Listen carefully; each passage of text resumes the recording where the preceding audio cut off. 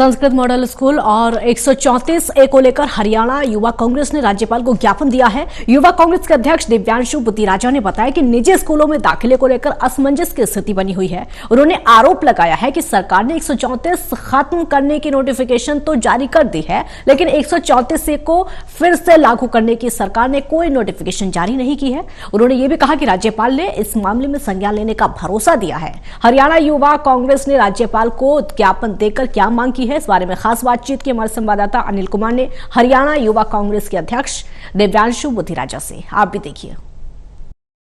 हरियाणा युवा कांग्रेस ने हरियाणा के राज्यपाल को ज्ञापन सौंपा है। इस ज्ञापन में क्या मांग की गई है, इस मेरे साथ हैं हरियाणा युवा कांग्रेस के अध्यक्ष दिव्यांशु बुद्धिराजा। इनसे जानते हैं कि उन्होंने राज्यपाल से क्या मांग की है। जी, आज माननीय राज्यपाल जी से हरियाणा युवा कांग्रेस के डेलीगेशन ने मुलाकात करी है।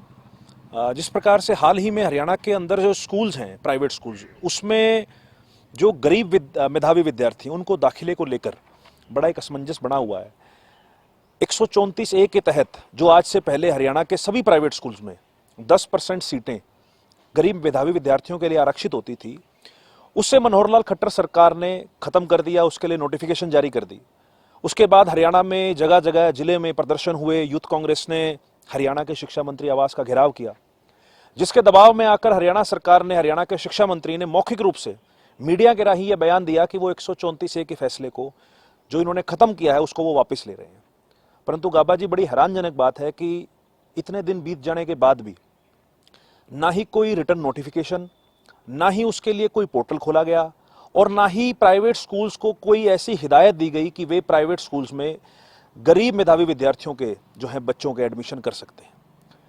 इसी को लेकर आज हरियाणा युवा कांग्रेस का डेलीगेशन माननीय राज्यपाल जी से हमने मुलाकात करी, उन्हें एक मेमोरेंडम दिया, जिसमें हमने उनसे इन सारी चीज़ों के बारे में डिटेल से डिस्कस किया, उनसे बात करी और माननीय राज्यपाल जी ने भी बड़ा संतोषजनक हमें जवाब दिया और उन्होंने मुद्दे की गंभीरता को समझा और उन्होंने ये आश्वासन दिया है कि वो जल्दी इस मामले पर संज्ञान लेंगे और इसके बारे में आगे कार्रवाई जो बनती होगी वो करेंगे। दिव्यांशु जी, शिक्षा मंत्री ने कहा है कि जो 134 है उसके तहत दाखिले होंगे केवल पहली कक्षा को छोड़कर, तो फिर हरियाणा युवा कांग्रेस ने क्यों राज्यपाल को ज्ञापन दिया जब सरकार मान गई है? तो देखिए, हरियाणा सरकार ने तो नोटिफिकेशन जारी करके 134 ए को समाप्त कर दिया।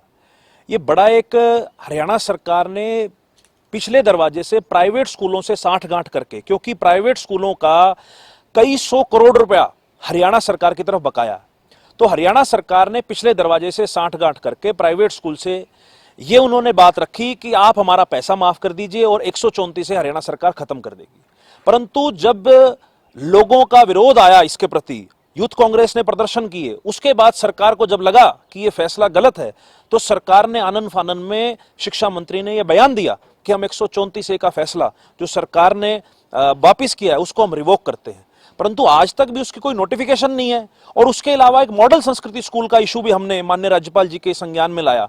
हरियाणा सरकार हरियाणा के सरकारी स्कूलों को अपग्रेड करके उन्हें सिर्फ नाम के तौर पर मॉडल संस्कृति स्कूल कह रही है, जिसमें सरकार ये दावा करती है कि इन स्कूल्स में अच्छी फैसिलिटीज हैं, अच्छे हाईफाई जो है चीजें इसमें लगी हुई हैं।